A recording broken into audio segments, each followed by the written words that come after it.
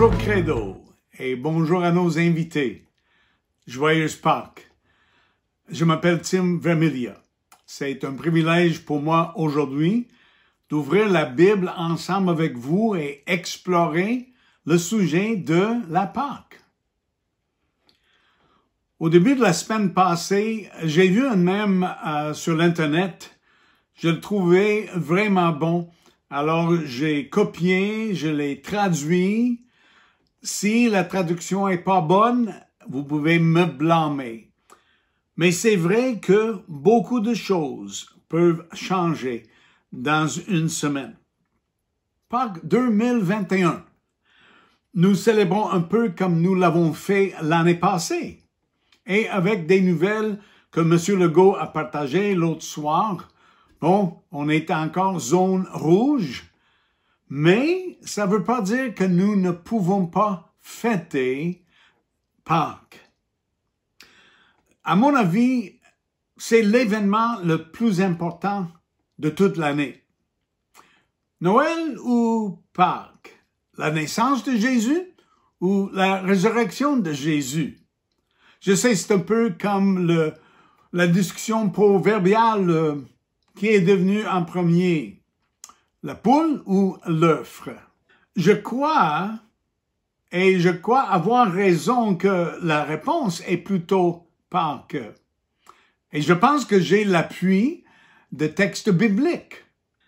Si Christ n'est pas ressuscité, notre prédication n'a plus de contenu et votre foi est sans objet.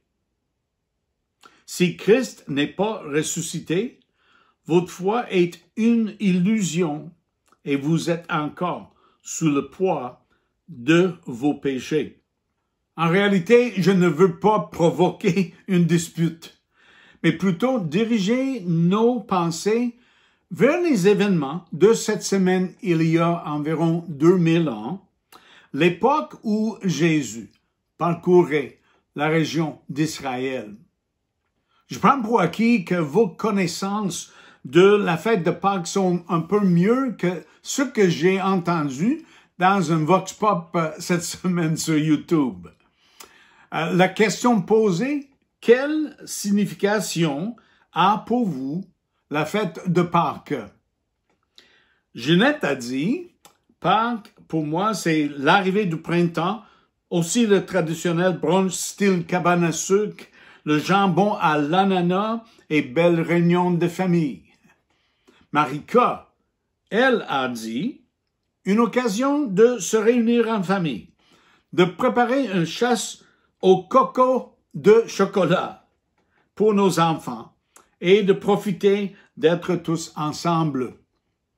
Puis une troisième réponse, Jean-Yves a dit, aucune signification. Symbole religieux dépassé. Et si je répète la question pour nous aujourd'hui, quelle signification a pour nous la fête de Pâques? J'ai parlé de visiter l'époque où Jésus était présent en Israël. Mais si vous me le permettez, nous ferons d'abord un autre bond dans le temps, à l'époque de Moïse, le tabernacle, la loi et le système de sacrifice. Il y a trois grandes lignes que j'aimerais souligner. Premièrement, le lieu de sacrifice. Grâce à Indiana Jones, on a piqué la curiosité des gens par rapport à l'arche de l'Alliance. Le couvercle, ou comme la Bible l'identifie, le propitiatoire, était fait d'or pur, pesait environ 34 kilos, avec deux chérubins face à face, avec les ailes déployées. Cet endroit, ce propitiatoire était de grande importance pour Israël. C'est là, au-dessus du propitiatoire, entre les deux chérubins placés sur le coffre de l'arche de l'Alliance, que je me manifesterai à toi. C'est de là que je te communiquerai tous mes ordres pour les Israélites. Aussi, c'était là, une fois par année, que le sang était versé dessus pour obtenir le pardon des péchés pour la nation, une fois par année, sur le propitiatoire. Un autre détail important, l'arche de l'Alliance avec le couvercle, le propitiatoire, était placé dans le lieu qu'on appelait le lieu très saint, à l'intérieur du tabernacle. Et ce lieu très saint était séparé de l'ensemble du tabernacle par une voile de plusieurs épaisseurs, faite de tissu, et les peaux d'animal. Deuxièmement, le sacrificateur. Comme vous le savez, ce n'était pas n'importe qui avait droit d'entrer dans le lieu très saint et offrir le sacrifice sur le propitiatoire. Non, seulement le souverain sacrificateur, à l'époque de Moïse, c'était son frère Aaron, et lui, sa postérité par la suite. Alors, seul le souverain sacrificateur pouvait entrer dans le lieu saint pour offrir le sacrifice. Dans l'Ancien Testament, vous pouvez lire sur les détails, surtout en Exode et Lévitique, sur le sujet de sacrificateur. Mais l'auteur de l'Épître aux Hébreux, en réfléchissant sur le sujet, a dit ceci. Dans le second, on parle maintenant le lieu très saint, dans la seconde, le grand prêtre est le seul à pénétrer, et cela une seule fois par an. Or, il ne peut y entrer sans apporter le sang des sacrifices qu'il offre pour lui-même et pour les fautes que le peuple a commises par ignorance. Alors, le lieu de sacrifice, le sacrificateur et finalement le sacrifice même. Toutes sortes de sacrifices dans l'Ancien Testament. Mais quand on parlait d'un sacrifice pour procurer le pardon du péché, c'était toujours un sacrifice du sang d'un animal sans défaut. Et on remarque que le pardon reçu n'était que pour un temps limité. Comme je viens de dire, le sacrificateur devait retourner devant le propitiatoire à chaque année. Alors, avec ces renseignements ramassés, nous retournons à l'époque de Jésus et les événements autour de la Pâque juive et la mort de Jésus. Écoutons un message tellement merveilleux, tellement encourageant, tellement incroyable. Christ est venu en tant que grand prêtre pour nous procurer les biens qu'il nous a désormais acquis. Il a pénétré une fois pour toutes dans le sanctuaire. Il y a offert non le sang de bouc ou de veau, mais son propre sang. Il nous a ainsi acquis un salut éternel.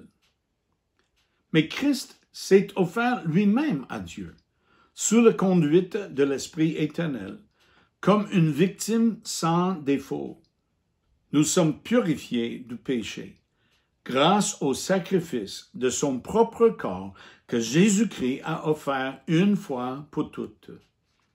Tout prêtre se présente chaque jour pour accomplir son service et offrir souvent les mêmes sacrifices qui, cependant, ne peuvent jamais ôter les péchés. Christ, lui, a offert un sacrifice unique pour les péchés, valable pour toujours, et il s'est assis à la droite de Dieu. Nous entendons la déclaration de Jean-Baptiste quand il a annoncé l'arrivée de Jésus-Christ. « Voici l'agneau de Dieu qui enlève le péché du monde. » Dans l'évangile de Matthieu, chapitre 27, on peut lire ceci. À ce moment, Jésus poussa de nouveau un grand cri et rendit l'esprit. Et voici qu'au même instant, le rideau du temple se déchira en deux, de haut en bas. Cet endroit où se trouvait le propitiatoire, avec un accès si limité, avant la mort de l'agneau de Dieu. Mais avec le déchirement de ce rideau, le voile qui séparait l'arche de l'alliance et le propitiatoire des gens, à partir de ce moment-là, l'accès est libre. Plus un prêtre une fois par année, mais nous pouvons tous avoir accès et aller auprès de ce Dieu si merveilleux qui est prêt à pardonner le péché. Et voilà un résumé abrégé de ce que le Sauveur Jésus-Christ a accompli par sa mort, en passant par tous ces événements, de son arrestation jusqu'à sa mort sur la croix à Golgotha. Mais comme vous savez, ce n'est pas la fin de l'histoire. Dans un sens, ce n'est que le début de l'histoire. 3 jours plus tard, 3 jours atrocement longs, 3 jours de désespoir et de découragement total. 3 jours plus tard, il est ressuscité. Jésus est sorti du tombeau. Les détails sont très bien connus. La pierre déroulée, la tombe vide, les rencontres de Jésus par des gens. Vous connaissez ces histoires, puis la conversation peut continuer chez vous et vous pouvez répéter tous ces détails de cette belle histoire. La conversation qu'avait Jésus avec Nicodème, un des leaders du peuple Israël, une conversation que Jésus a eue au début de son ministère terrestre, ça résonne dans nos oreilles. Un verset que peut-être vous connaissez déjà. Oui, Dieu a tant aimé le monde qu'il a donné son Fils, son unique, pour que tous ceux qui placent leur confiance en lui échappent à la perdition et qu'ils aient la vie éternelle.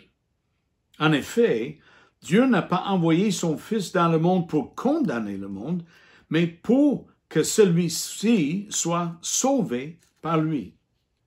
Mais l'histoire de Jésus n'est pas simplement l'histoire ancienne, des faits historiques. Nous ne célébrons pas seulement un fait accompli. Au contraire, ce que Jésus a accompli par sa mort et sa résurrection procure des résultats durables et concrets. Le temps nous manquerait pour faire une étude exhaustive de ces bénéfices. Mais j'aimerais mettre en évidence 2 passages qui démontrent l'œuvre de Jésus pour ceux et celles qui ont mis leur foi en lui, leur confiance entière en lui et ce qu'il a accompli sur la croix, ceux et celles qui ont reconnu Jésus comme sauveur. Premièrement, il intercède pour nous. Il prie pour nous.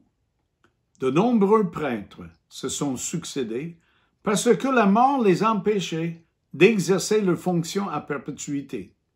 Mais Jésus, lui, parce qu'il demeure éternellement, possède le sacerdoce perpétuel. Voilà pourquoi il est en mesure de sauver parfaitement ceux qui s'approchent de Dieu par lui, puisqu'il est toujours vivant pour intercéder en leur faveur auprès de Dieu. Une petite tranche de ma vie, ma mère était une femme de prière. Elle passait beaucoup de temps dans la prière. Elle priait pour moi. Quand j'ai rencontré Barbara, elle commençait à prier pour elle. Elle priait pour nos enfants. En réalité, elle priait pour certains de vous, les jeunes de l'Église Credo. On s'est dit que quand ma mère n'était plus avec nous, il faudrait trouver 2 ou 3 personnes pour remplacer, parce qu'elle avait passé tellement de temps à prier pour nous. Mais je peux vous dire, sans aucun manque de respect pour ma mère, que je suis très content que Jésus prie pour moi. Encore plus, Ces versets décrivent une activité continue, pas sporadique. Jésus prie. Il intercède pour nous maintenant, aujourd'hui. Le cri de joie, il est vivant, souligne ce que le Sauveur ressuscité a accompli. Ce qu'il a fait pour nous qui ont mis notre foi en lui. Il est en mesure de sauver parfaitement ceux qui s'approchent de Dieu par lui, puisqu'il est toujours vivant pour intercéder en leur faveur auprès de Dieu. Permettez-moi une dernière bonne nouvelle. Pas seulement que Jésus prie pour nous, ce qui est déjà un encouragement énorme, mais encore plus. Mes chers enfants, je vous écris ceci afin que vous ne péchiez pas. Si toutefois il arrivait à quelqu'un de commettre un péché, nous avons un défenseur auprès du Père, Jésus-Christ le juste, car il a expié nos péchés, et pas seulement les nôtres, mais ceux des gens du monde entier. Le mot « défenseur » dans ce texte est riche. D'autres traductions possibles incluent avocat, aide, conseiller, consolateur. Littéralement, le mot comprend l'idée de quelqu'un qui vient en aide, qui marche à côté de l'autre. Le mot « épauler » en français résume bien le sens. Nous avons en Jésus quelqu'un qui est là pour nous épauler dans nos moments de faiblesse, dans les moments quand nous avons tombé de nouveau dans le péché.